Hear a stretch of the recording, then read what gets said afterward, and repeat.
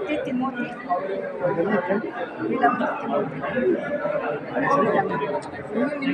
ಎಷ್ಟು ವರ್ಷದಿಂದ ಸೇವೆ ಮಾಡ್ತಾ ಇದ್ದೀರಾ? ಎಲ್ಲೆಲ್ಲಿ ಸೇವೆ ಮಾಡಿದ್ದೀರಾ? 1967 ಮಾಡ್ತಾ ಇದ್ದೀನಿ. ಆಮೇಲೆ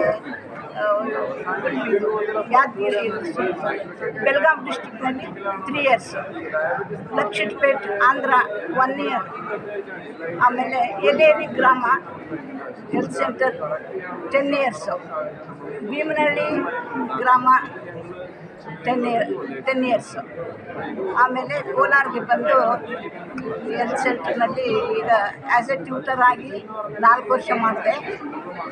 ಆಮೇಲೆ NS ಆಗಿ ಒಂದು 10 ಇಯರ್ಸ್ ಆಯಿತು. ಈಗ ವಿಲೇಜ್ನಲ್ಲಿ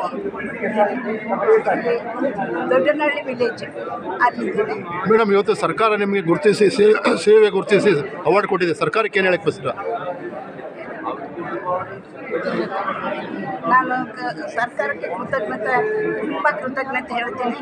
ನನ್ನನ್ನು ಗುರುತಿಸಿ ಅವ್ರು ನನ್ನನ್ನು ನಿಜವಾಗ್ಲೂ ಇಷ್ಟು ಎಲ್ಲರ ಮುಂದೆ ನಮ್ಮನ್ನು ಸನ್ಮಾನ ಮಾಡಿದ್ರು. ಇದಕ್ಕೆ ನಾನು ಸರ್ಕಾರಕ್ಕೆ ತುಂಬ ಥ್ಯಾಂಕ್ಸ್ ಹೇಳ್ತೀನಿ.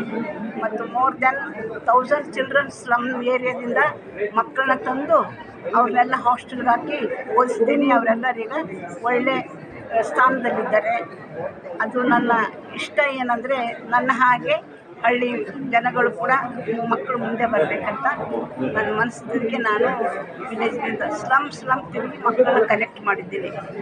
ಓಕೆ.